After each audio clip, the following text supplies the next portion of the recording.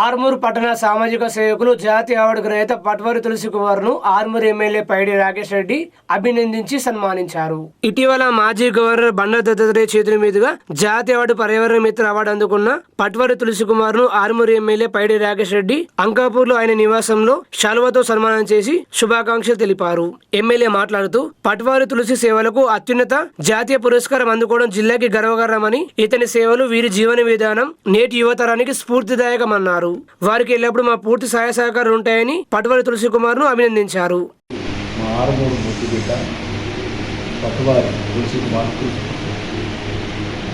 జాతీయ పర్యావరణ మిత్ర నేషనల్ అవార్డు గౌరవనీయ మాజీ గవర్నర్ బండా దత్తాత్రేయ చేతుల మీదుగా స్వీకరించినందుకు మా అందరికీ గర్వకారణము. మరియు ఆరుమూరు నేల పులకించిపోతుంది మా తులసిని చూసి.